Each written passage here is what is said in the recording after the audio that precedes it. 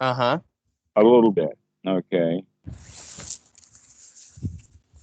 That Noah is on the I think board of directors of Open Dhamma Foundation, which is organized by Tucker Peck and Jim Irving, which I know is on the board, and a couple other people I don't.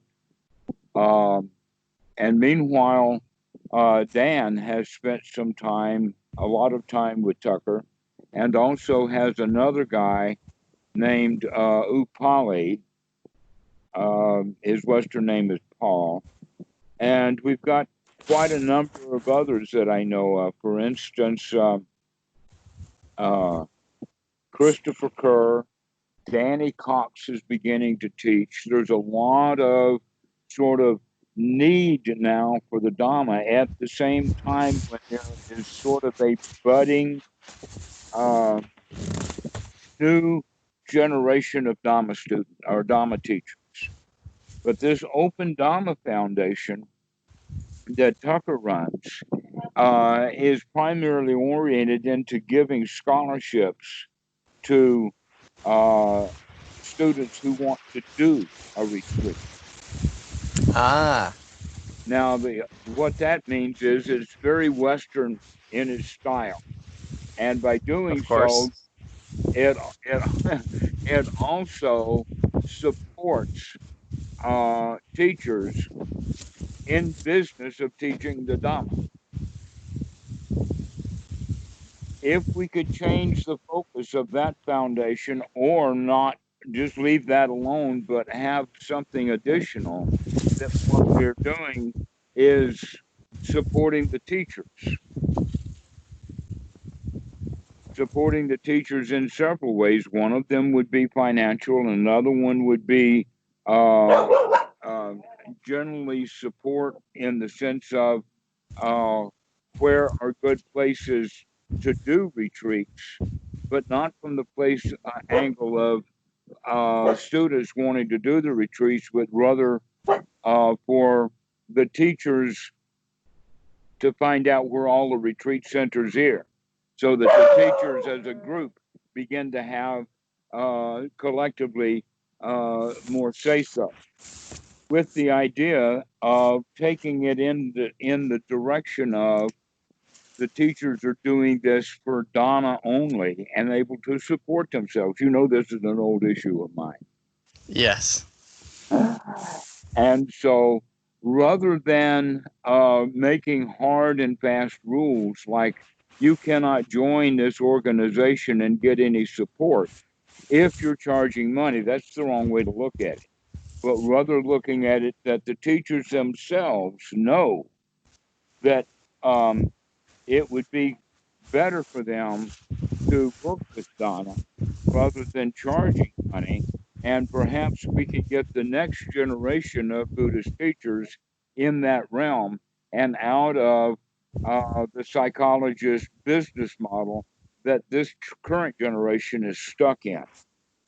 And that is, you got to pay for what you get, you got to pay for the retreats rather than having the retreats, let us say, the logistics of the retreat set up in advance so that the building is there, the staff is there, the food is there, the cooking is there, and all the students are invited to come do the retreat free of charge with whichever particular teacher or group of teachers that they're working through. And then at the end, the students can decide how much dana that they want to contribute in two directions. One is towards the bed and breakfast organization that's actually hosting the retreat, and then the other side would be the teachers themselves, and separate that the management and the logistics of the retreat from the teaching of the retreat. But now, in many cases, they're combined together, and it's the retreat costs this much, and it's got teaching and everything mixed in. If that's the case, you know, Robert, that invites competition. competition between the teachers is I want more students and I want more money, because I'll feel better if I've got more students and more money, right? Isn't that the way that we think? Quite often. Well, if that's the way that the Dhamma teachers think, what do you think they're going to be teaching their students? Can they actually teach generosity if they're not practicing it themselves?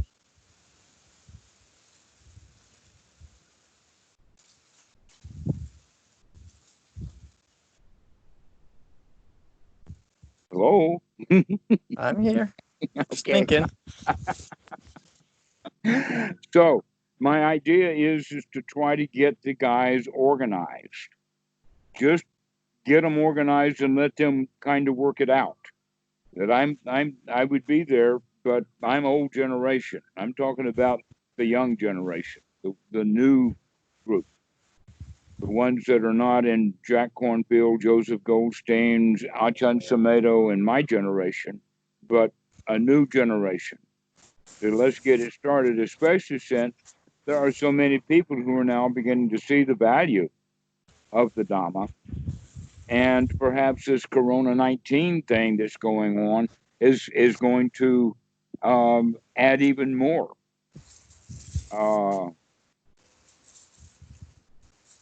energy or oomph to Western Buddhism, so that it's got a new opportunity. But if we don't have, let us say, some standards, then anybody and everybody's brother can start teaching Dhamma and start charging money, which has happened. That's how it got started in the first place.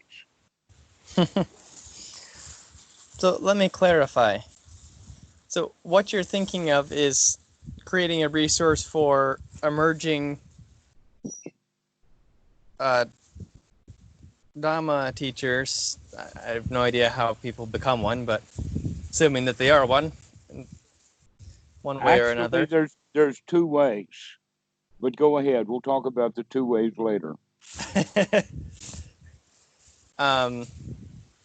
This is putting together a resource for them, essentially for places that retreats could be held. Mm-hmm. I mean, there's so many different ways that you can structure that, though. I mean, the model that most people come to mind is like having a retreat center, but you can use Airbnbs, you can use national parks, you could use hotels. If you want to be clever about it, you can, I've heard of groups that literally run retreats in public parks in the city and just live like homeless people for a short duration of time. Actually, we had discussed that as one of our plans, which never came true because Tam won't let me go travel to wherever the Western meditation students are. So that it's unlikely that I'm going to be involved in any of those kind of retreats. But yes, that would be exactly how I would do a retreat if I were in the West.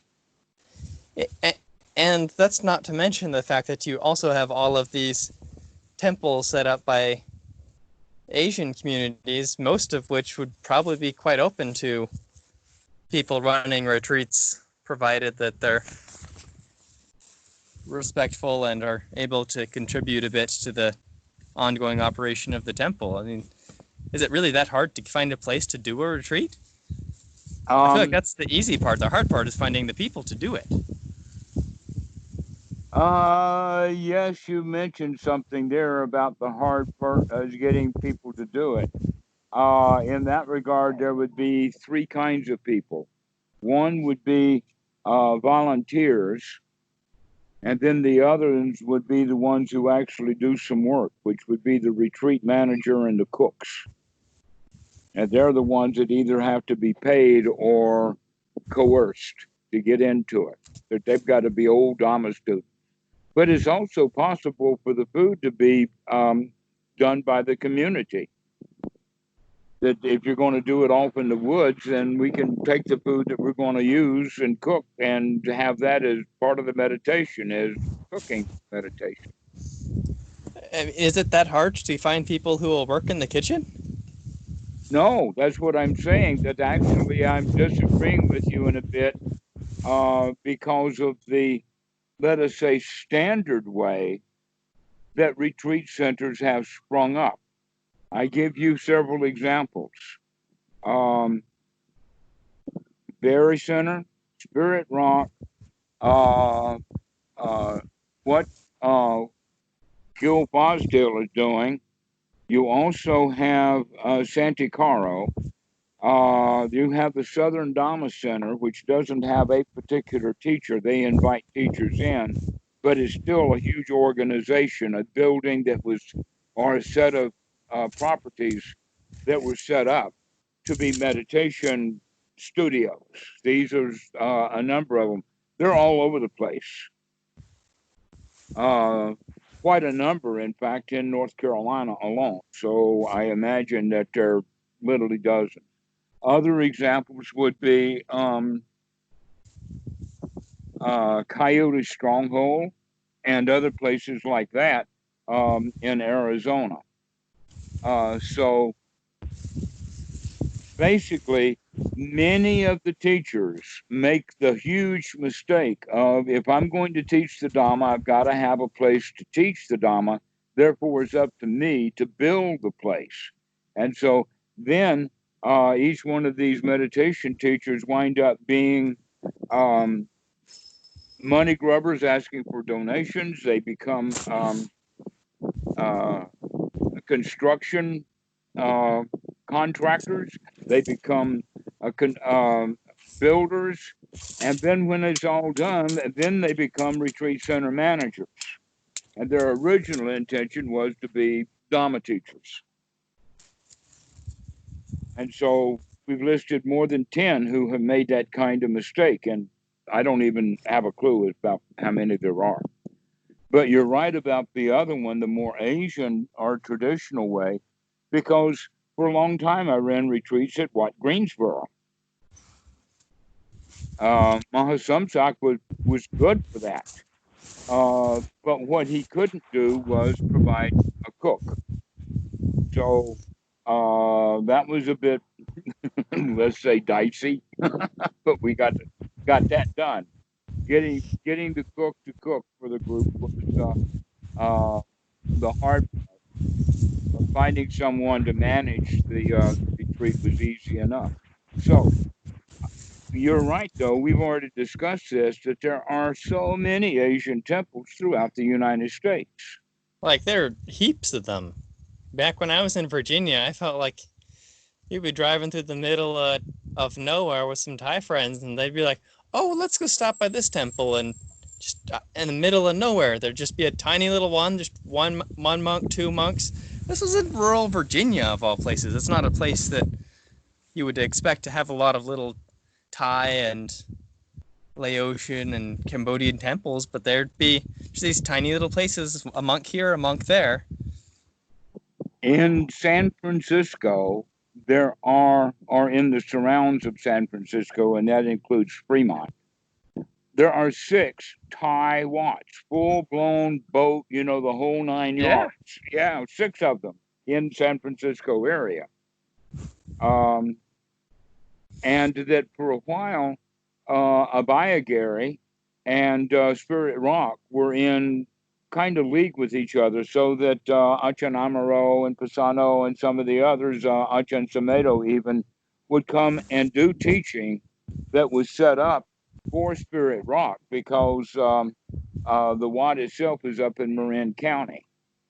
But when it got to the point that Spirit Rock was not actually assisting or helping the Wat, that they were actually just using the monks. Oh, we've got this big famous monk here to come do this retreat. Come join. And then Jack wouldn't pay back to the Wat. So that kind of cast aspersions on that relationship. Though this is all many years ago. But the point that you're making is correct. I know of many places. A really good one, for instance, there's a huge place in Chicago that's part of the Wats there. And that's curious because Santikaro could have located himself in Chicago and had been able to teach all the retreats that he wanted there. But instead, he chose to buy land in, I think, Missouri and start from scratch. And it's taken him, years and years to do that.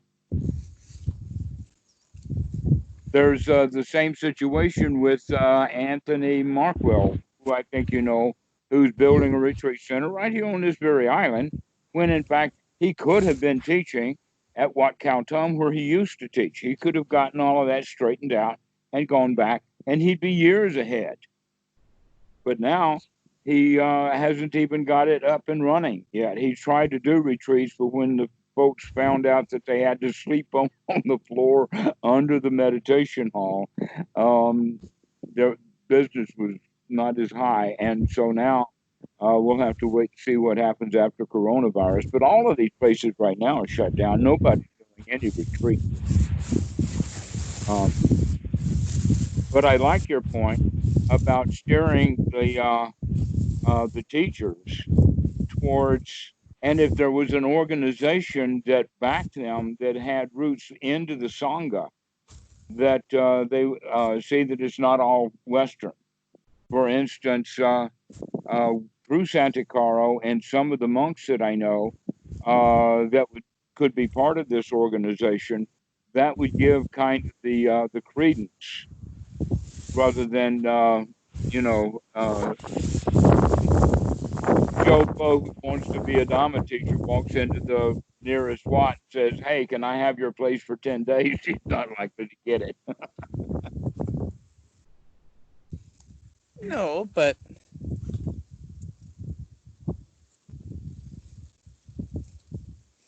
if you know how to do it respectfully, I feel like you could walk into most any place that you've gone to a few times, come for a few of the events, and Yes, that's exactly right. It does take cultivation now, doesn't it? I mean, if you've cultivated a little bit of a relationship, I feel like most places are willing to do that. I just don't see where people are going to get the people who want to do the retreats and are going to put up with this. Like, maybe it's a dime a dozen to find students who will go to a spa retreat center where it's all about relaxation and pampering, but the kind of retreat center that's we'll just all sleep on the floor with a few blankets and pillows and mostly just sit around and meditate all day. I feel like it's hard to find people that want to do that. I kind of thought that that's what people were doing at Berry and at Spirit Rock. No, don't they have like lots of like? Which one do you think it is? The sleeping on the floor, whatever goes variety, or the spa relaxation and pampering variety? Well, generally, you're going in the right direction with that issue about sleeping on the floor, because most of the Wats that I know of can handle a large number of monks from time to time. But by handling a large number of monks, that means that we're just sleeping all over the place. That if there's a spot on the floor, there you go. There's your bed. Yeah, I mean, one of the last times I stayed over at a temple, it was kind of like, well, let's see, we've got monks taking up all the gutis right now that are not under construction, so here, just go. Here's a little tent that'll keep the mosquitoes away and a couple blankets. Go set this up over in front of the Praputalo in that sala over there, and you set it up. The sala's got a roof, got a way to get the mosquitoes out, and a couple blankets to soften the cement, and there you go. That's exactly the way that we did it at Greensboro for, 4 or 5 years in a row. Had lots and lots of retreats there. Or, when there's going to be a big event, I remember a year or two ago, I was part of a Gatina festival, and I ended up getting, a little bit of just a cement pad, who knows where, in the way out there, because it was just full of monks and lay people, and that was my spot. I have my own, my umbrella and mosquito net, and I brought a blanket because I knew it was going to be packed, and voila. The Wat in Chicago, and I don't know who's the abbot there now, but I knew the monk who used to be there because he was at Wat Suan Mok. That Wat is actually part of Wat Suan Mok. When Santikaro, for instance, got started in the United States, that was the place that he went. Virasak Viradamo, in fact, was the abbot there for years and years. Now he's in Phuket. But that place has adequate accommodation for a huge number of students. Many of them could be, in fact, in private rooms because it was a church that it has a Sunday school section. So, they've got all these little rooms for Sunday school. Ah. And so all of these Sunday school rooms could have already been converted into dormitory and with 1 and 2 beds in each of these rooms. So also there's a big Lao temple in Denver. There's several Wats in Dallas that I know of. Gosh, there's a huge place in Amarillo too. All of these places that I know of have huge amount of space for accommodations. So there's many of the Wats are really, really small in the sense that this is common, a small Sri Lankan community will then get a house and a couple of monks to come live in that house, and that's their vihara, and that's where the center of activities are. But on celebration days, there's going to be 100 or more people, and then on that night, you literally cannot get from here to the bathroom. Yep. You will step on somebody. I know how that goes. So these small houses that have just a few monks on celebration days, they get really, really crowded. But there are big established Wats in the United States. There's one in Charlotte that would be fully adequate for this kind of stuff. So, yeah.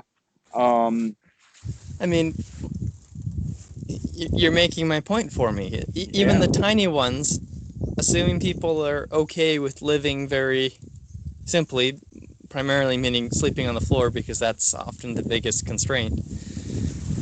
Any of these tiny Wats and viharas and so forth, even the really small ones are used to, at festival times, having a pretty decent-sized crowd, including people who are staying overnight. Precisely. And they know how to run that sort of a thing, as long as the lay people that are coming are able to pitch in to make food and acquire food. There's really nothing else. I don't know. I feel like getting a place to do a retreat is super, super easy. I just don't know where you get the people to go on them. Particularly the kind of people that are okay with, All right, I'll tell you where you can find people who will go on the retreats, because they seem to be bubbling up. Now, while we can use Reddit as an example for a place where people come to argue about the Dhamma, that I know Dhamma better than you do, and I'll blah, blah, blah you about it. Still, some of these sites have 200,000, 300,000 members, and that joining the Open Dhamma Foundation. I think that there are students. There's lots of them out there. Another example of that would be that right now I think there's like 230 people who are subscribers to the channel on YouTube. Uh-huh. Very few of those have ever called me. So they just kind of look at the videos, and I would go so far as to say that many of the people who watch the videos haven't actually subscribed. They haven't joined or subscribed. And so we don't know how many people are out there, but we do know that it's a growing number. And so I would imagine that that through organization, there will be one, let us say, group. One subgroup would be then the one who is contacting the various Wats and temples and trying to get them organized so that they're willing to support a retreat and do so at very low or minimal cost. And I think that the people would get a great benefit by being able to do a retreat, not in some fancy retreat center, but actually at the Wat, so that there's monks in the background and they're living their day and all of that kind of stuff while the meditation retreat is happening. I think that's brilliant. Thank you for that. And some other group then would be responsible for organizing and making the information available and bringing in the students. And then another group would be working to organize the teachers themselves. Well, go ahead. And you're going to need some stuff on there about how to get options for arranging food. Mm-hmm. Yes, that in fact would be another group, would be the fourth group, is the logistics group. So you've got housing, logistics, teaching. The volunteers would be in that group, and the housing, which you're right. I'm sure that the Asian communities would be overjoyed to be sponsoring retreats that are done in English language. Oh yeah! Before I moved back to Thailand, I got pulled into this. I told you about this before, but I got pulled into, wasn't retreats, but they were meditation classes in English, which is something that Wat Thai DC is offered sporadically. A lot of the monks aren't very comfortable in using English, but I got tapped to assist in be an assistant teacher for that for a little bit. Now, while that Wat Thai Washington D.C. we both know about, I know both the old and the new, and you know the new one, and you know that one doesn't have really the kind of space for a large group of people. But you also have How big are we talking? Well, I'm getting around to that. Wat Lao, Washington D.C., the Lao Temple in Washington, who has Ajahn Bunmi as the abbot there. They've got room. They've really got room. They've got room for people in tents. You haven't been to Wat Thai DC since they built the Luang Ta Chi building, though. Probably not. Yeah, they probably got a whole lot more accommodations. Yeah, so they've got a whole big 3-story building, and my goodness, I didn't know that one. Oh yeah, it's much bigger than the Bod building. So, the whole top floor they've got a big library and a whole bunch of little rooms for monks and occasionally visitors. And yeah, they can handle a lot more people than they could have before. Okay. When we have guys that we've got a loose end to figure out or to discuss. When I said that there are 2 ways that guys become Dhamma teachers. Oh yes. One way is when they're actually part of a lineage, and that the more senior monks in the lineage push one into teaching, which is what happened to me. That's why I avoid senior monks. You're not going to avoid Ajahn Po when he's standing in front of you standing in the yard of your kuti.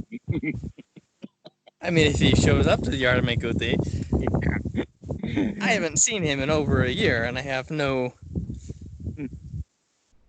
scheduled time to next be showing up in one of those goodies, but well, anyway, I'm thinking about the old days when it was hard to avoid him. But yes, so that's the encouragement that they have. As you know, he's encouraged to do this stuff on the internet. But the other kind of teacher, and I'm talking about extremes here. So there's places all in between. But the other extreme would be the guy who has just a little bit of Buddhism. He likes it really a lot. And he really, really wants to teach it because he thinks it's wonderful. But he's also got to eat. And so it winds up that you eat first and then you speak Dhamma. And that they've kind of got it the other way around. They think that they can make money off of teaching the Dhamma rather than having their life together through an organization so that the organization will support them while they're learning to teach. And that's what we don't have in the West. See, we've got all of these Wats. The Asians in the West still have their organization, but the Westerners are not part of it. Westerners can be part of it. That's the whole point. Let's do it. Man, do you have any idea how often people were trying to grab me and put me in ropes back in Virginia? It was always like, this monk's like, oh, I have this temple, I have that temple, like, you come on by, I'll ordain you. And there's no shortage of opportunity. It's just that there's no one who wants to be a monk in one of these. There's not no one. There's just not a lot of people that want to go that route. Well, that's because the folks don't know anything about it. I imagine that when people start doing retreats at the Asian Wats in the West, that there will be a lot of them who spend a lot more time there. You see, part of the problem is that most of the Asian monks in the American temple don't really ever learn English language. No, because they don't have any Americans showing up. Right, so it's basically a catch-22. And we can crack that code. And the way to crack it is for these guys who have been in the Dhamma enough, then to assist them getting into and friends with the various temples and get some retreats started that's in the temple so that we don't have to go the bed and breakfast style. Or what is it, Airbnb? It is the Airbnb bed and breakfast. That makes much more sense than the, building your own center variety. I'm still intrigued by the possibility of doing these sorts of things in the parks and wilderness variety. Talk about a good old-fashioned way to hold the retreat. Say, well, it's not raining or snowing right now, so we're just going to go find some trees and...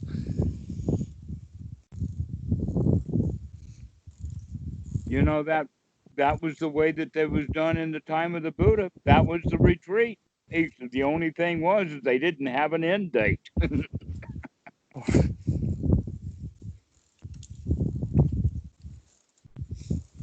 Obviously, that might not work for a lot of months in a lot of areas in America. Depends on the state, of course. The southern states, less restrictions, northern states, more. Well, what I have seen as a trend is, you see, the 10-day retreat thing got started because of U Ba Khin's dealings with the Burmese government back in the 1950s. But there's nothing magical about a 10 or 11-day retreat. And so a month could have 3 retreats, but it depends upon how they get started, how they're coordinated, and how they're ending. And it looks like then that 3 7-day retreats in a month is doable. And so in that way, it looks like that 7-day retreats would be probably the best way to do it. Like on the way to do it would be, let us use Saturday as the example. So Saturday is the first day of the retreat. That means they show up on Friday night. Uh-huh. And then the ending ceremony would be in a 10-day retreat would be the following Monday morning would be the end of it. But if it were 7 days, then it would give you the weekend starting from Friday evening, which would be the introduction and check-in and all of that, and then the retreat starts on Saturday. That means at the end of Friday, after 7 days, then the guys could have a weekend off before they return to work on Monday. And so having a Right. 7-day retreat seems to be much better logistically for the students than a full-blown 10-day retreat, which takes more than 5 days out of your, so it can't be done over the period of a week. Well, what about just holding 1-day and weekend retreats?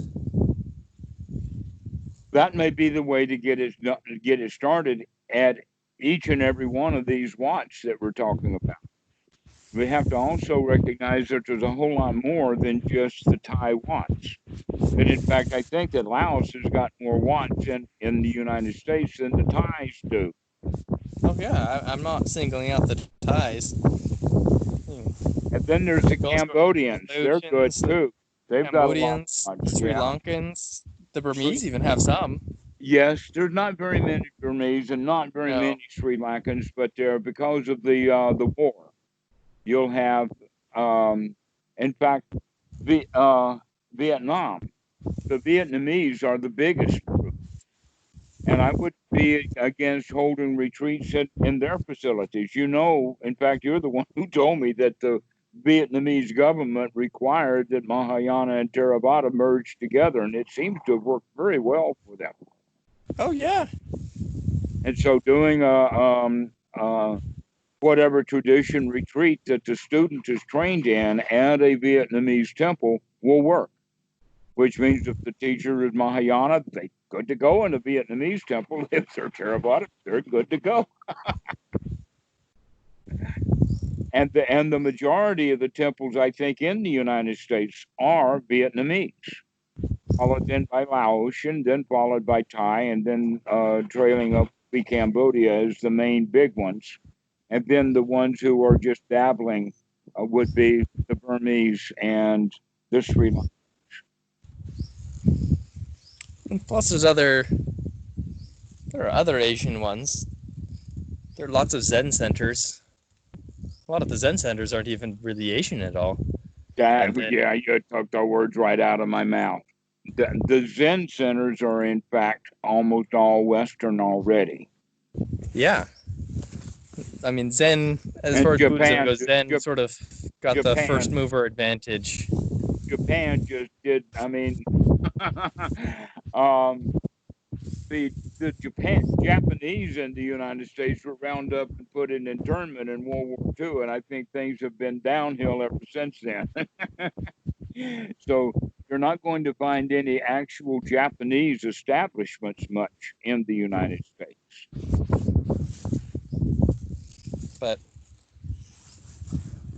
Mahayana, Chinese Mahayana, you better believe there's a lot of Chinese Mahayana, as well as Tibetan. Hard to tell sometimes. I don't know. I haven't been to a lot of Chinese Mahayana.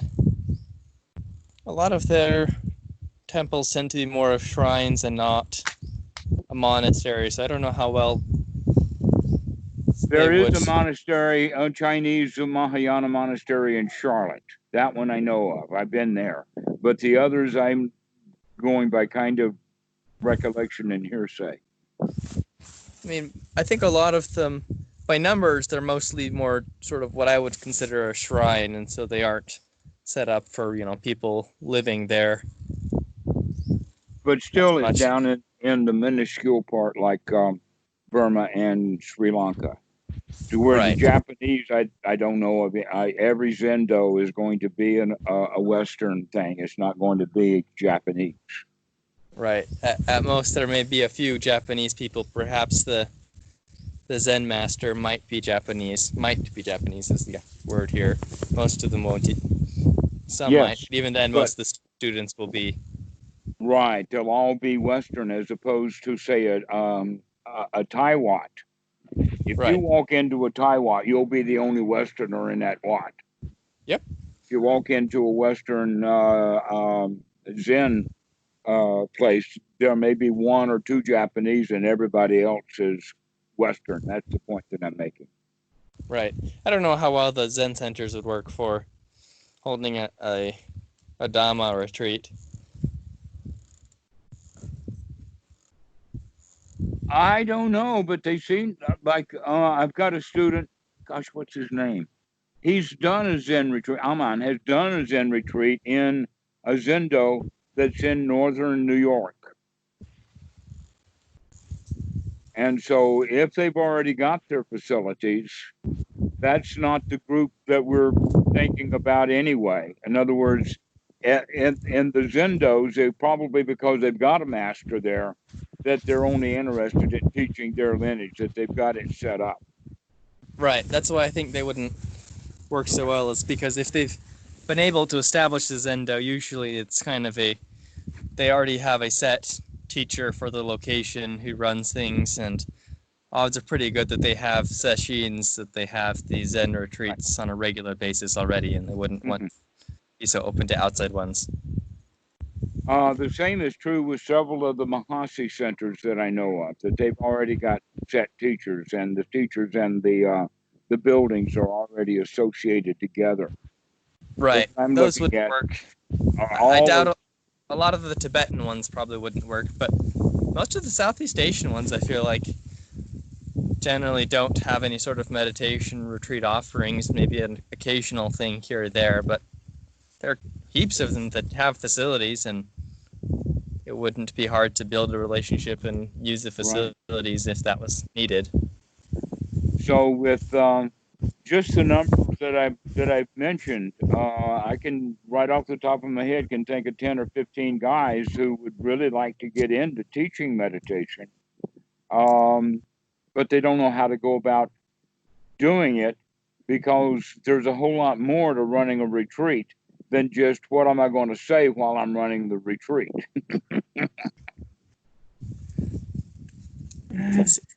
See, that just confuses me because the logistics of the retreat, to me, it's not a hard thing. But then again, Not if you don't know how to do it. I used to run scout camps, so the logistics side of, bringing in groups of people for multi-day trainings, bunch of strangers, getting them to work together, managing the facilities and food and volunteers, that's something that I've done before, and so to me that's Yeah, trivial. That's the easy bit. The hard it's part is just finding people. actually the skill that you're talking about is an unusual skill, especially for guys who have spent all their time trying to learn Dhamma without ever having doing that. That I thought because I was assisting in running retreats with Goenka, and then I started running retreats with at Wats and Mo, I failed to comprehend the necessity of the support staff. So when I started running retreats in the United States, yeah, I had the building, I had the Wat, I had the Dhamma, but what are we going to do with all of these people and where are we going to put them and how are we going to feed them and all of that kind of stuff became a training tool that you're saying that you've already been there and done that. I would say that I know someone, in fact, I've lost track of him, but you used to know him too. His name is Thad Conley. Did I? Uh-huh. Yeah, I can't get a hold of him. I've lost track of him. But he would be one that would be really excellent in that because he has been the logistics manager for the Goenka retreat in California for now years. Hmm. And so he knows exactly how retreats are run. He's also, the building manager and whatnot like that. So he would know how to do that. So that's actually going to be part of the training. And again, you're saying, where do all the people come from? I've got guys on the internet who are saying, I've got all of these people. What are we going to do with them?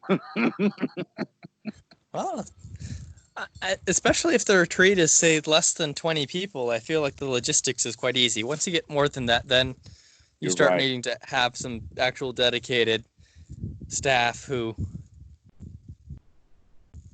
have been on a retreat, perhaps, especially when you're first starting off the sort of a system, who have volunteered. But again, like, I volunteered to help staff retreats before, so that's, again, doesn't seem like a challenge to me. But if you don't have that kind of a person, if all you know is how to give the talks, then you're in trouble, because you need people who can help in the kitchen, you need people who can get people signed up, people who can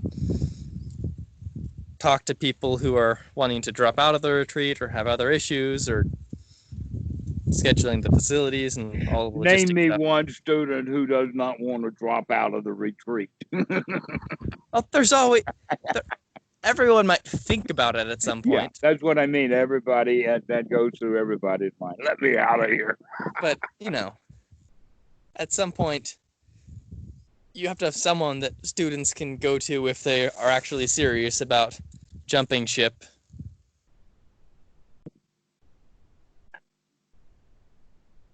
What I've come to understand is the guys who jump ship, you can tell it a day or two in advance, because they're the ones who first break their silence and start talking to each other.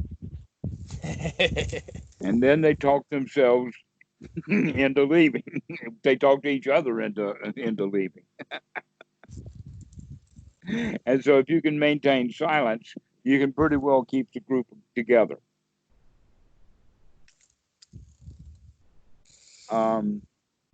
So you've given me several really good ideas today, Robert, on this. And the one that I like the best is, let's incorporate not just looking at how to get the teachers together and get them organized, but also let's look at what we need to do to get together to get the retreat centers organized, especially if we're going to start working on getting the Asian Wats involved. One thing that I do want to mention is that Dan Ingram has a huge list of places that hold retreats. And so I was thinking that he would be a really good resource for retreat centers. But I'm really liking also the possibility of going more rustic and more Asian and more authentic by doing it in the various temples that we have scattered around. I like that idea. That would be good. So we organize the temples, and then we would go so far then as to begin to organize the volunteers and the staff and the logistics people. Where that would be where you and Thad and some others that I know of could fit in. Not necessarily that they're the ones that have to go to the retreat, but they could hold their own talks or seminars or whatever to teach people how to organize and get a retreat going. Uh-huh. Maybe oversee or whatever like that, because we got such an advantage with Skype. One of the students wants to do online retreats, and I'm not sure how that's going to work out at all. It can work. Well, for one thing, what's morning? Morning is when morning is. Yes, okay. So when it's time to wake up in the morning, where are people located? They're all over Wherever they were sleeping. Right. Well, wherever it's morning, though. I mean, where?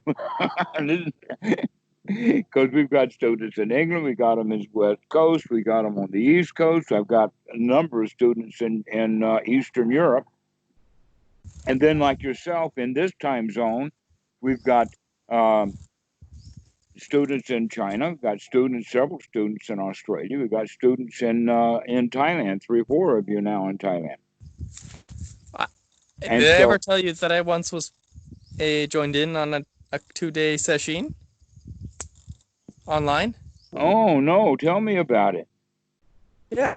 So one of the things, my involvement with Zen. Obviously, there's no Zen temples up here in northern Thailand. It's an online group that teachers based in Japan, but people are from all over the world. It's English speaking, but they hold an annual 2-day retreat online. And so there are all the instructions for sort of prepping whatever space that each student will be in. And then, there's sort of an outline of the schedule, and it's broken into components. I think it's 3-hour blocks. And so it's set up that there is sort of an official retreat time when those blocks are being live broadcast, but they're also recorded. So people will kind of rearrange the blocks according to how that fits into their time zone. So, people might be getting up at 6 in the morning, and then you have different blocks that are sitting, walking, lunch. Okay, so you're saying that we could actually then divide the world up in, say, 4 time zones of 3 hours each. And that at one time zone, it would be morning in this area of the world, and lunch in that part of the world, and evening in the next part of the world, and the middle of the night in the fourth part of the world. Is that what you're getting at? Not so much that you divide the world up, but you divide the schedule up. Okay. And then you're broadcasting, whoever's running whatever, you're going to have online meeting groups, and those groups are being recorded. So whenever there's a talk or ringing bells or whatever, that's all recorded. So suppose things get started here in Thailand, and that's where, suppose you were running it, and so you would be, the one ringing bells or whatever and whatnot. And then different students will be getting up throughout the day and night at different times, and they will join in things live whenever it fits their day-night schedule. And then for the rest of the parts, if the live people have stopped broadcasting and it's afternoon your time, then you go back and you go to the recorded sections and you do those segments not live, just going along with the recording. So you get a combination of live and recording, and everyone just kind of has to look at their time zone and put these 3-hour recording / live stream sections into their own schedule. And you can plan that out for students, or you can just trust that they'll do it. But well, now here's the thing that I find kind of interesting, and that is, other than the content that of the talk. By the way, do you have your patlum, your electric fan blowing towards your microphone? Because I hear a lot of noise, turbulence. No, that is just the regular loam. Lots of wind. Okay. I'm trying to put the microphone in a little bit more of a shielded place, but the wind gets everywhere. That's better. That's immediately better. Okay. Okay, so let's look at it versus the style of not the retreat center that Achan Po is running, but the way that he operated himself with me had to do with a one-on-one relationship. Same thing with Bhikkhu Buddhadasa. And so this is the kind of style that I think that is so valuable that we're doing here on Skype, where the students have the one-on-one time with the teacher. And now that that's so easily available because of Skype, it is confusing as to why we still have the mentality of doing it in an organized retreat. It's like the difference between having an organized retreat where all of these people come at one time together because the teacher is from a foreign land or something like that, versus a typical Wat in Thailand, to where the teacher's always there and the students are always there, and they just have chats together and learn the Dhamma, and in a much more how to say it, natural environment. Also, retreats have the quality that if we're doing a retreat on a regular basis over and over again, we wind up catering only to the beginners. So Yes. that the same beginners retreat time after time after time, rather than each retreat being unique based upon what the students need in that particular moment.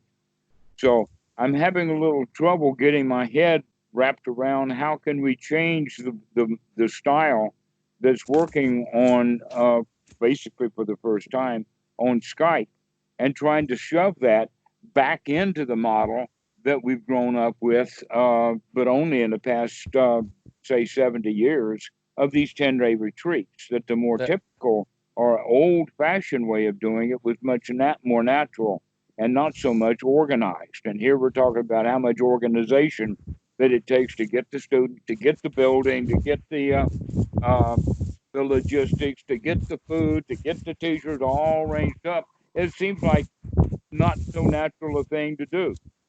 No, it's not. And yet, I guess if we're going to go after a fairly large audience, or get any organization around teachers, the teachers are probably going to be organizing around doing structured retreats. Yeah. I mean, you know, I've talked to you about this before, and you had to convince me into going down to meet at Dunpo and actually participating in a formal structured retreat with a retreat center and everything. That's never really... I did talk you into it, didn't I? Yeah. I loved it. Don't get me wrong. I would love to go back. If one of these days I can get my hands on some more train tickets and whatnot, I will be grabbing my white clothes and jumping on the train. That was a great experience because of being able to meet all the other people, but on the flip side, like what I was doing here for a year or two before I started having the gallbladder issues that kind of necessitate me to eat more frequently, which is inconvenient for the Wat. They're kind of set up just to have a morning meal, maybe 2 at most, and my gallbladder will throw a riot if it doesn't have a bit more frequency. But what I was doing, they made accommodations for you at Deepa Bhawan, though, didn't they? Well, Deepa Bhawan they could because they have a kitchen, but a regular Wat doesn't have so much of a kitchen. I mean, they might have an area to sort of collect and whatnot, but monks don't store food, so there's no provisions to have a little bit of fruit or rice in the afternoon and evening, and so I haven't gone to temples really much over the last year since that health issues happened. But what I would always do, I just go show up and just sit in the public areas and sit and walk, and maybe I'd bring a book with me and just go along with the usual monastic schedule, go off on alms round, help monks with that. And, you know, maybe I'd have a conversation or two with another monk, and that was a retreat. I just show up whenever I wanted and stay for however long. Well, while that is par for the course in Thailand, the Wats there in the United States are set up to do this, but the Westerners, when they think about, oh, I've got to go learn to meditation, or I'm going to go do a retreat or whatever, they never think about the Asian Wats that are so common in the States because of the refugees and all of the Asian people that are into America, or in fact scattered throughout Europe. A huge number of Thai in London. See, and when I first got started, I'd done meditation off and on, based on books and a little bit of in-person instruction for years, never very seriously. Once I got serious about it, I just started going to Wat Thai DC, and I'd say, all right, can I stay overnight for a few days or whatever? And it got to the point that I never even would ask in advance. I just sort of say, oh, I'm going to stay the night. And they'd be like, all right, do you want to take the library or this room or that room, and blankets from the usual place? And I just sort of show up whenever it was convenient and leave whenever. A lot of times, if there was an event or a ceremony going on, I'd just come a day or two in advance as work allowed, and stay a few nights, help prep the area, and whenever I wasn't helping set things up, I'd just go find a quiet corner and sit and walk and maybe read a little bit. And right. What you're doing is you're describing the typical life of a Luksit. Yeah. By the tens of thousands in Thailand, guys go do that. And then in the United States, what, one or two? That's how I learned the Dhamma. Is I just was a Luksit. I was a Lukwat, and I'd go, and I've never taken a monastic ordination, but got to the point that one of the temples I used to go to a lot, they just said, whenever you walk in, we aren't going to bother to give you the precepts. We don't need a ceremony. If you're on temple grounds, so you're holding the 8 precepts, unless you need to hold the 5, in which case do 5. And when you leave, then consider go back to doing whatever precepts you do in your everyday life. Exactly. All right. The only thing that mattered is show up for evening chanting. That's when we'll give you a key to wherever you're going to stay your night. We'll just pick a place, and I lived that Tudong practice of you don't pick where you sleep, you just pick wherever they point, and they say, go sleep there. I don't know. You can do that anywhere. Any of these Asian temples will let you do it. As long as you're respectful and nice. That's why I just think the whole retreat question is silly, because that's not how I learned the Dhamma and how I've practiced the Dhamma. And you're right. You're absolutely right. And so that's something that we really do need to put into it in the following way. Right now, it looks like that Western Buddhism, for whatever reason, has become divorced from its Asian roots. Yes. And that we've got an opportunity to reconnect, to bring the Western Dhamma student close to the actual practitioners. There are Wats there are monks there who are dedicated. Not only that, but you probably understand what I'm about to say here in ways that most people won't. And that is the Thai community in the United States at a particular location, or with having among themselves advice from each other, when they go to choose which monks they want to become the temple abbot at a particular Wat in the United States, they know what they're looking for. They know who is noble. They know what monks are good monks and which are bad monks. And so they're more than likely going to be choosing nobles. So by and large, the possibility of a noble, one who really knows the teachings of the Buddha, is more likely to be, let us say, just Wat for Wat. The likelihood of you walking into a typical Wat anywhere in Thailand, the likelihood of there being a noble there is fairly low. But walking into a Wat in the United States or in England or in the West, the likelihood of you encountering a noble is pretty good. Yeah. That's why, like I said, just your whole question here, I get how it's arise. It just doesn't seem like a question to me. Like, where do we find a place to practice? I don't know. You just find somewhere, anywhere, really. But there are a lot of places, and we need to then reconnect the typical Dhamma student who is looking to learn the Dhamma, to reconnect them to the roots of the Asian Buddhism, which is available to them. Any city in the United States is going to have multiple Asian temples.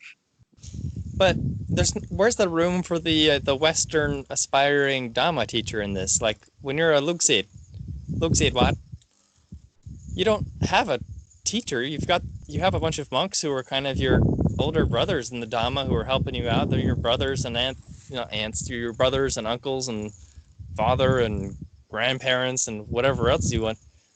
They're all your sort of your teachers, and then you've got books and recordings. You already know the answer to that, because you already told me that that's exactly what happened when you were at Washington, D.C., hanging out as a Luksit. They put you to work. Yeah, I mean, you've got to help. Teaching. Well, that was an accident. A little bit. You think.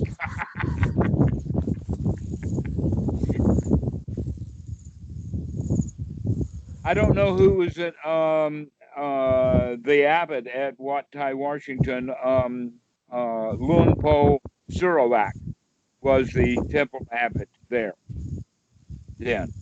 And I know him like a typical abbot is if they do have a Westerner who understands the Dhamma is available, they will rather have that Westerner teach the Dhamma than an Asian. Why? Because of the language difficulty. Yeah. And I mean, if so someone actually you'd be knows put the to work just like Achan Po and Bhikkhu Buddhadasa. They put me to work. well, that's the nice thing here in Nampang is no one's trying to put me to work. Well, I don't know about that. We'll see. But meanwhile, yeah, these guys who are interested in teaching the Dhamma and want to get started at it, the best thing for them to do is to start hanging out and spending time at some Asian Wat near their home.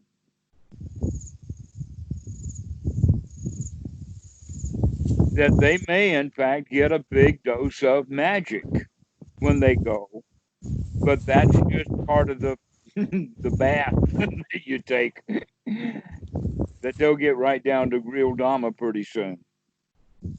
That's just standard. You and I both have little bags and boxes of the sorts of amulets that you invariably pick up here and there.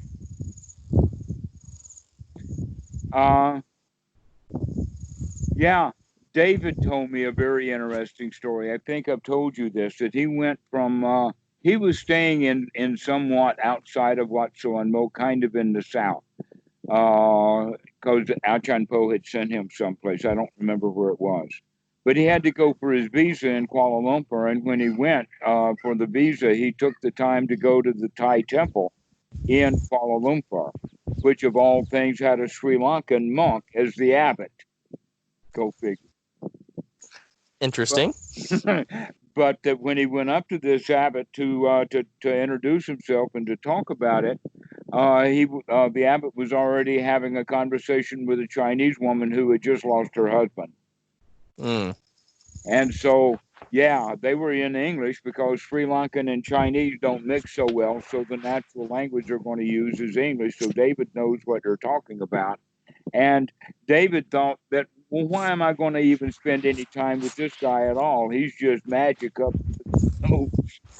But after the end of the conversation, when David told this monk that he was from Wat Suan Mo, a complete change. A complete change. And so many students will say, well, why would this monk, if he were a noble monk, why would he put up with this woman who had just lost her husband?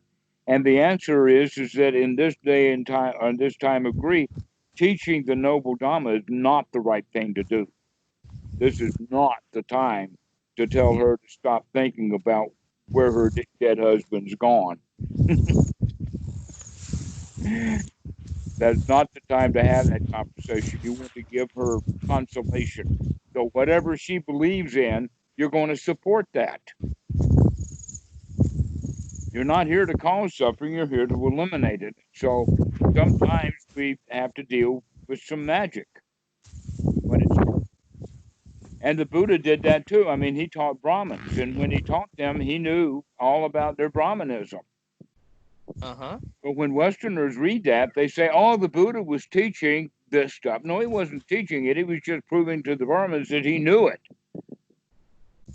He was gaining trust with them. He wasn't trying to teach them their own stuff. He was just, pointing out to them that he knew their stuff. For sort of the pace and lead kind of thing. So when these Dhamma students who want to aspire to be a teacher, if they start hanging out in the Asian Wats, they'll have to go through a testing period. Won't last long, but it'll be there. They'll find the noble in the crowd somehow.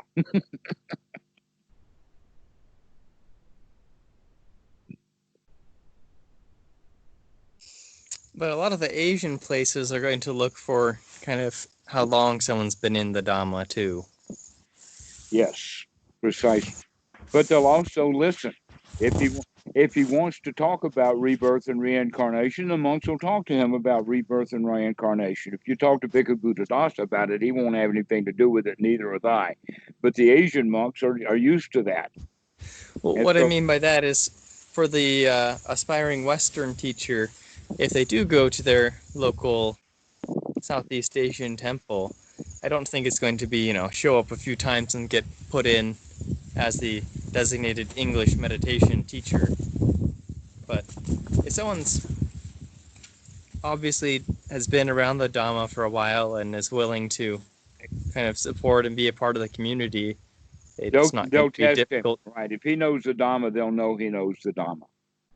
And then if he brings it up and suggests, I'd like to start having a group to meditate, or I'd like to have a retreat, and that conversation wouldn't be too difficult. A lot of places would be very happy to have someone who's willing to do that. A lot of times the monks have so much on their hands and inability to talk in English that they don't feel comfortable setting that sort of thing up on their own. Mm-hmm. But again, perhaps this will be difficult for people. I have the advantage that I could do that and it would go by quite quickly because I speak Thai. Put tie-dye. Yes, exactly. That's going to be an issue also, is the language barrier. But mostly the Wats in the United States will have a few Asians there, maybe not any of the monks, but a few Asian who have, let us say, some say-so or some sway at the Wat, who also speak English. Oh yeah, there'll always Yeah. be lay people who speak perfect English. Mm-hmm. And the native language, so that all of that kind of stuff will work out. The problem is getting the Westerners to show up at the Wat door over and over again. That's the part that's hard, because they're looking on the internet and they're seeing all of these retreats for sale. Uh-huh. See, this is what I'm talking about. I just don't see where people are going to grab their students.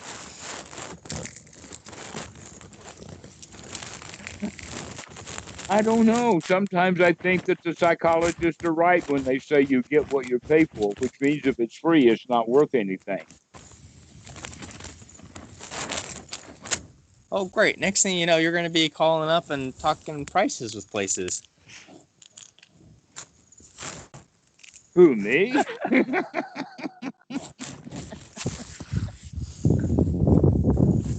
Yes, how much is the Dhamma worth? 50 cents a pound. Yeah. Although Here, have a load. usually it comes in the form of air, paper, or bits and bytes, so, it takes quite an awful lot of it to hit a pound. Oh, yes.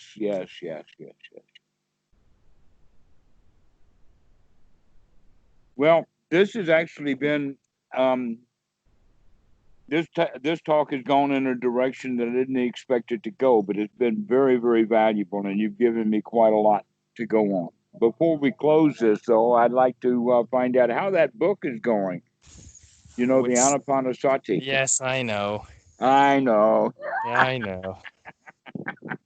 Never mind. You just gave me the answer I was looking for. So, I have a confession here. I don't sit in meditation as much as I would like to. And there's a part of me that, unless I feel like my practice is very strong, it feels like it's a silly thing to sit down and translate. Unless I feel like the sitting and just to sit is going real good. Well, maybe if you sit down and do a few lines of translation and reading into the Thai what Bhikkhu Buddhadasa is saying, it might give you the inspiration to go sit down for a while and put you in the mood to do the actual translation. Yeah, I've been meaning to. So I was looking at stuff, and I was thinking about this earlier today. I was thinking about the 5 faculties, particularly the one of viriya, the perseverance, energy, I feel like I've lacked a lot of that in practice, really almost for the last almost a year now. Not Oh, been. well, I know what to do about that. Because it was February a year ago when you were down here. You're saying you're looking for the a train ticket someplace? Not How right hard are now. you looking? Not right now. Not Unfortunately, during the 19 days. I don't. It doesn't scare me in the slightest. I have a. I'm young and fairly good health. I wash my hands. I wear a mask when I'm out and about. But Are they my lump are they lump running the trains? Is Thailand running trains? they are, but reduced numbers. And Lumpang has some provincial laws where anyone who exits or leaves the province, except in a few, I think, for a few workers and stuff, you get quarantined for several weeks. So if I leave, I'm going to have a 2-week retreat on coming back. Well, So let's wait until that's over. I don't even think they're doing retreats at Dam Kiam right now. I mean, not Dam Kiam, but Deepa for one. if things calm down, if some tickets come my way, you better believe that I will throw a laptop and that book and plan on using them in my gutti in the spare time after the formal retreat's finished to put in some serious things. All right, let's One of the things make a plan. I was one of the things I was looking at is with those 5 factors. Yes. Particularly the factor or equivalently the power of perseverance. I looked to see what the Buddha's teaching on that was because I figured he's the guy to ask. And the way to boost it is to stay away from people who don't have it, to be around people that have it, and to basically study the Dhamma to get some inspiration. So I'm gonna try to listen to some more talks and reach out yet again to the temple and Mm-hmm. Okay, well, a center down bit the road. about that perseverance. Another way, in fact, perseverance is not a very good translation of what we're No, actually looking at. A no, we're better looking way at of talking viriya about it is and dedication, dedication, energy. energy, right? Another word for it that fits would be enthusiasm or eager for the Dhamma. Yeah, Perseverance, that sounds like a whole lot of Catholic work to me. but since the recommendation is, sort of to get rid of your friends that don't have that quality, and it's like, well, I kind of live in seclusion, so there's not really anyone to get rid of except my wife. And thinking maybe I need to actually. Every time I go down to that center down the road, it's just a couple kilometers down the road. I never run into monks. They're never there. I don't know what's up. Well, that's because you go at 7 in the morning. I've gone I'm early in the teasing you. morning. I'm I've gone teasing. in. I'm teasing. So, in my experience, the optimal time to show up unannounced at a temple is like late morning. I was about to go there. Okay. Here's a way of figuring that out. Find out when they eat together in community. At Watsu and Milk, they eat at 8 in the morning. So, At I many other discovered there's places, only they one eat monk. at 11. Oh, there's only one monk there. There's only one monk there, and he's Well, no obviously good wonder at you hiding. don't know where he is. If I was on monk in my Wat, you'd never find me. Yeah, so there's that one, and then up the hill from there, there's a bigger temple, and I think I would have given 9 bows to the former abbot. I think he was a really respectable guy from what everyone talks about him. The current guy, however, is a builder. He's building this big, fancy, shimmery, 1,000-colored boat up there. And builder monks, I am impressed at their builders, but I've never struck a Dhamma friend relationship with any of them.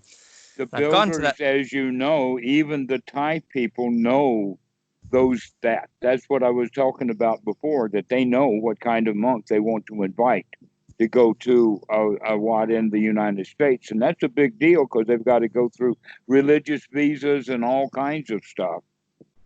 And so Yeah. they're going to So go invite monks that are worth bringing over. They're not going to bring to the United States the kind of monk that you're talking about that's a builder.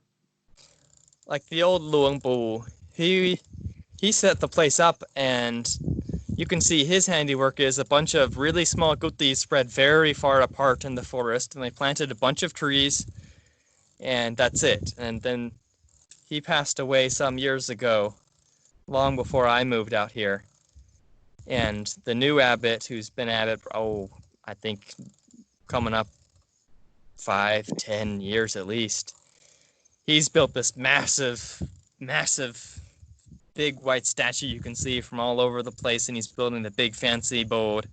Mm-hmm. And I feel like I the guess old he's abbot trying and to. I would be the best of friends, Yeah. as much as a young guy and an old monk can be friends. But the new guy, he doesn't inspire so much confidence. And I'm gone, and the monks there are a little skittish, which makes sense. They're forest monks. They aren't gregarious city monks that are just sitting around for people to give them gifts. But I haven't struck up any good conversations there yet. And with the other one that I feel like I'd get along right well with that guy, he's the only guy, as I discovered last month, and I can never find him. I've tried going when I think that he's going out on alms or back on alms or eating or whatnot. But okay. There's another way. he's in hiding. Rather than you trying to find him, instead of you trying to find him, you let him find you. That may take a while. That's going to take decades. No, He it's barely not. leaves his temple. I barely leave my house. No, what I mean by that is go figure out whenever he's in and out, find wherever his path is in and out and go sit on that path so that he'll have to actually stumble over you. He'll find you. All you have to do is just sit there in the way and he'll find you. So you're telling me to set my alarm for 5 a.m, take a cushion and a blanket, a water bottle, and maybe a pinto with some food so that my stomach and whatnot doesn't act up, and Yeah, that'll work. That will work. Maybe 5 is a little early, but certainly before Bindabat. Or if you get there late and it's after 7 o'clock, just stay there while he's on Bindabat, and he'll stumble over you on the way back from Bindabat. So I need to schedule myself a 1-day solo retreat / trap for the solitary monk. That's actually a really, really good idea. I don't know why I didn't think to do that. Okay, well, you got good ideas for me, and I've got good ideas for you. Because I've been wanting to meet up with this monk. I thought there were more monks than one initially, just based on how many gutis they had, and they have a really big meditation hall. It's not a proper Wat yet. Not surprising, given there's one monk, but doesn't have the sema and all of the ceremony. Okay. But it's connected to one of the higher up monks in the city, I discovered. It has to be. Those kind of temples that don't have their own sema have to be under the wing or arm of what that does. Sort of like a mission or something like that. Yeah, so it's the brainchild of a monk who's up there in the local Sangha hierarchy in, I think, one of the temples. It's sort of the headquarters for the. Well, if you've got time, that's the Wat to hang out, is the one that's got the really senior monks. Yeah, it's your classic Thailand Sangha hierarchy temple, though. It's like 100% cement, several story buildings, lots of young monks who are busy. In that case, you have to think very hard about where you're going to plop down. There's no place to plop down, and it's all hot. Sure, there is, right against the door of the guy who runs the place. Yeah, but I don't know which floor he's on. Well, if you hang out there enough, you'll find out. I've never. Everything that's worthwhile getting requires a bit of investigation. You could do that. I mean, Up to you. But if you want to meet these guys, put yourself in the right place at the right. It doesn't even matter what's the right time. The right time will be when they find you. Yeah.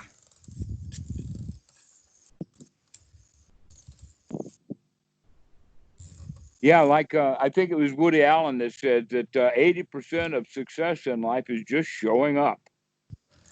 Because I feel like I would really like to have some monastic friends. I used to have them when I was staying at temples overnight regularly, and since that's not been, perhaps not going to lie, there's a certain element of laziness, and then the element of I don't want to impose on temples that I know that aren't set up for having people who are needing an extra meal or two, the ones that I've gone to before.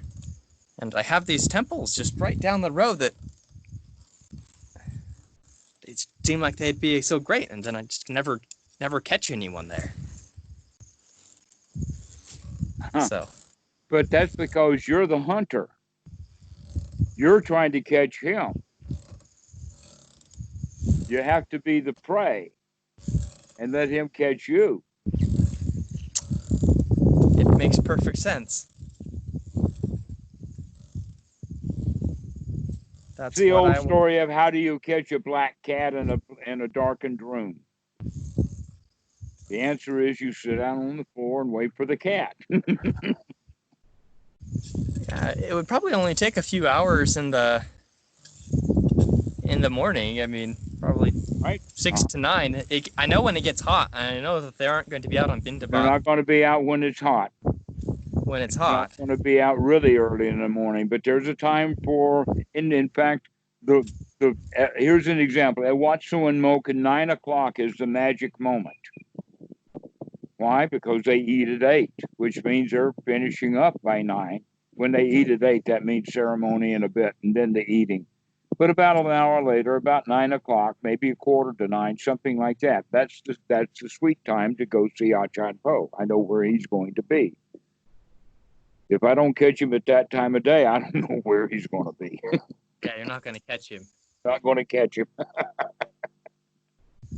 Yes, your strategy makes more sense. Now, in hindsight, my strategy seems kind of silly, just showing up for 10 minutes at a time and wandering the grounds at various times throughout the day, hoping that I'll bump into someone or someone will respond to my hellos.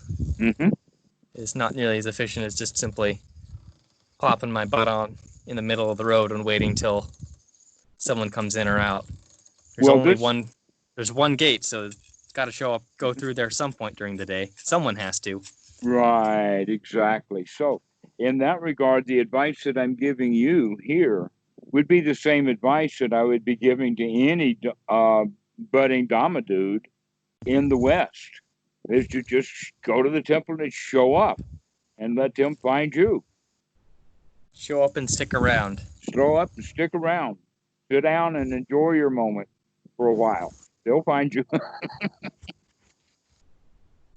And in general, it will be the right guy that finds you, not the wrong one. If you go looking for somebody, you'll be directed to the wrong guy. But if you sit down and wait, the right guy will show up. The one temple, now that I know that there is only one guy there, it's hard to get the wrong one. That's true. That's true. But in the West, every Wat has at least 2, if not in the West. What Fremont and outside of San Francisco got 20 at least. I think the big one though is in Los Angeles. There is a Wat that has, they house regularly 40 to 60 monks. That's Do you have in LA. a good strategy for the other one, the one that the current abbot's a builder? Do you think that I'd He probably is not the only one there, and that if in fact he's interested in building, the question would be, how many other monks do you think are there? 4, 5, 6, 10, 20? How many monks are at that Wat?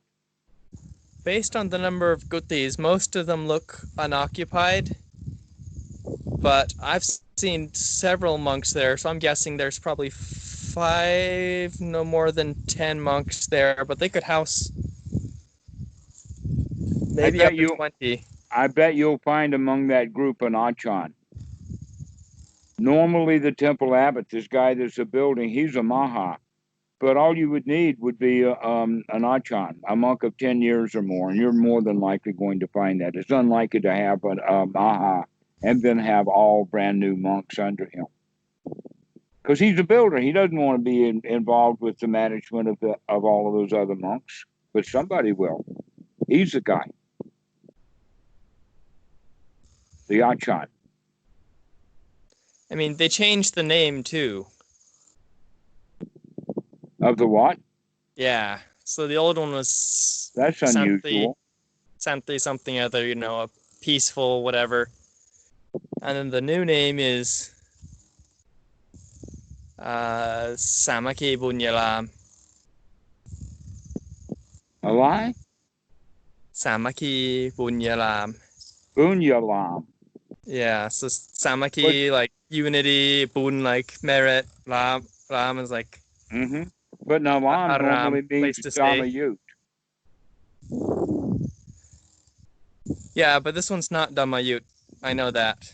That's why I was curious. I already figured that it wasn't Dhammayut. That area doesn't have Dhammayut. We do. The place I used to go to the 2 Dhammayut temples that were in the Ampu Muang. So I know this one isn't because it's in Ampu Muang and it's obviously not on the list of the 2. But it definitely is in the Thai forest tradition and not the Ajahn Chah's disciples claiming that they are the tradition, but it's the general tradition of forest monks in Thailand.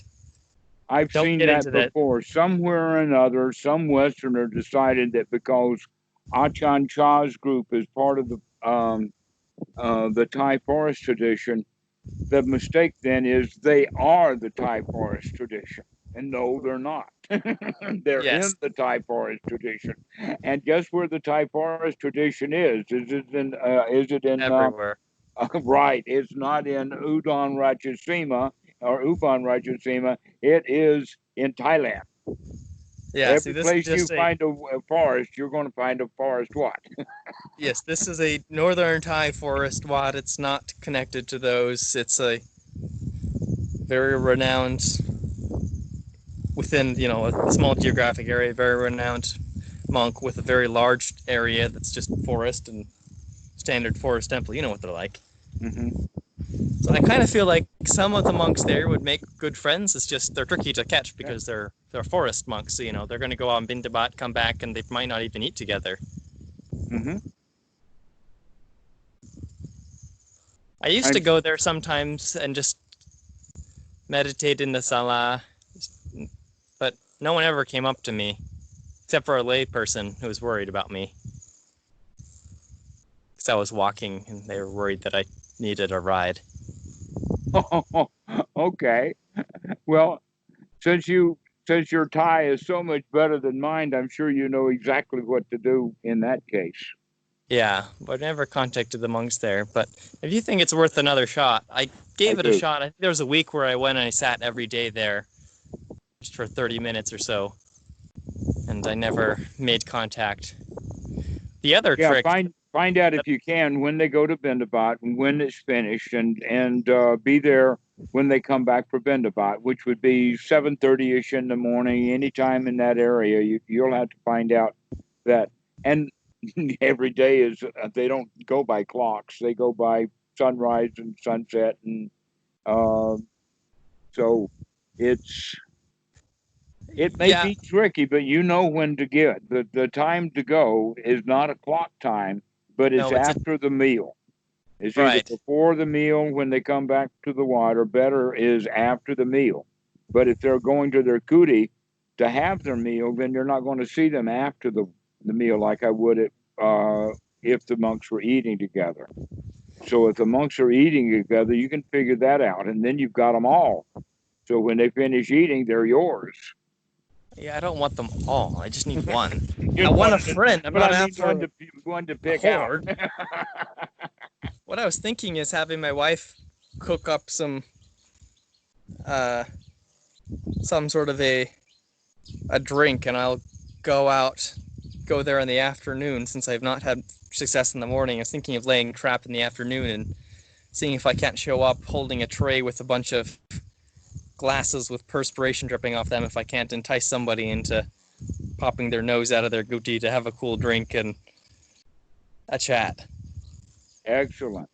I I know would that's say one of the any few time ways that you after could. 4 p.m., but the best time would be around 6. 6 p.m.? Mm-hmm. Well, that's rather late. I was thinking hitting up probably about 4. Earlier than that's afternoon nap time territory. Precisely right. That time that I'm talking You want about. to hit Like for you want to instance, hit right now right when is it's cool. 6:30. It's too late. Too late. Yeah, temple gates will be closed. Now you got to hit that sweet point. Lately, it's been right around 4:30ish. It starts to cool down. That's when people go out to sweep the paths. It's a good time to meet. Exactly. That would be good. Yeah. So now you got a plan. So And you keep I checking. There may be those train tickets show up sometime. let me know in advance. Don't just No, we're going grab to have train to wait tickets. until coronavirus is finished because they're not going to be running any retreats at Deepa Bhuvan. We'll have to No, figure out when they start up again, and then we'll know. but I would love to go down there again. I really enjoyed the people there, I the would like monks that and too. That'd give Nietzsche. me another excuse to go say hello to Ajahn Dhammavitu. Oh yeah, You know that joke. It takes 3 hours to say hello. yeah. Then again, if I'm going to go down there, I'd feel a little silly if I didn't at least have a chapter translated. All right, an incentive. One chapter per round trip train ticket. And that book's got what, a dozen chapters? I'm set for a good while yet. Yeah, right. We got a dozen years or more. I hope it doesn't take that long to get that book published. I mean, we've only been waiting since what, 1975 or something. Yeah. Who knows? I might be able to get my wife to go down with me. That'd be really, really good for her. That would be really, really good because you I could know go that. down and do the retreat with the Thai people, and in Thai language, you can get benefit out of that. In fact, you get a whole lot closer to Ajahn Po in the Thai retreats than the Westerners do in the Western retreats. Well, that's why I went on the Thai retreat last time when you were so kind as to buy me tickets. I went on that, and he gave the talks every day, and I was able to meet him. If it was on a Western retreat, I would have maybe seen him once, maybe twice. That's it. Yeah, so yeah, we can find a set of tickets. That means I've got to get a couple chapters done. Okay, you're on. All right, well, now I've got some more incentives. It gives me a timeline too, because I've got business stuff going on with the solar cells. In fact, we just got the contract with the investment bank last night. Which investment bank? This is being recorded, so I can't say.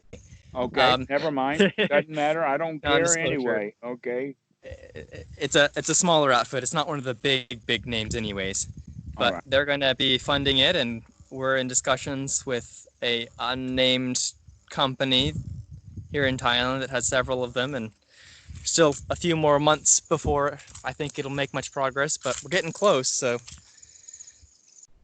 we're doing that. And then I also have a side thing that's come up, importing some medical devices. So my wife is planning on closing down the shop. She has a student of hers who's been learning how to make smoothies for months and months and months, who's going to pay us a bit each month to take over the shop, and my wife is going to then be able to go and work as sales for some of this medical stuff that we're trying to get imported. So in a few months, hopefully the coronavirus has calmed down and my wife won't be tied to her shop, and going down on one of those retreats would be... Come down and do a retreat. Excellent. See, and if I have it in my mind that I don't need to wait until I'm doing a few hours of Anapanasati a day before I feel like it's a good idea to translate. Instead, I'm thinking, So that I can go down and spend a couple weeks doing this stuff. Let's get this book moving. Maybe It's a deal. get my ass in gear, because it's been over a year and I think I have like 2 pages in. I know. Well, you were actually doing the section on the chapter on gladdening the mind, part of the Sita Nupassana. You'd already gotten started on that. I think you said it was not ready for prime time, but that you had, due to my request, had started translating that one first. So I thought you were a couple of pages beyond being just a couple of pages. I don't know. I haven't opened up the document for enough months that I honestly don't know what chapter I started on and how many pages in. I know I didn't get too far, though. All right. Well, you just remember you've got train tickets riding on this.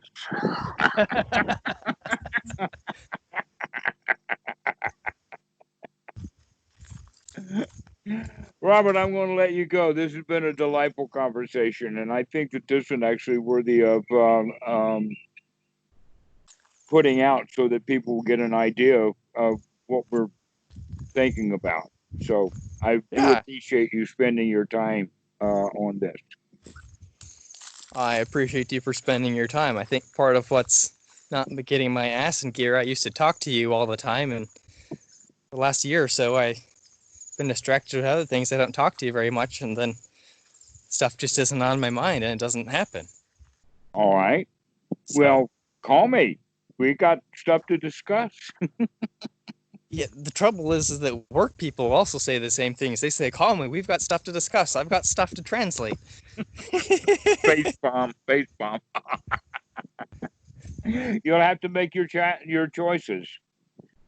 Well, I'm in a better position now. I have a semi-permanent dwelling.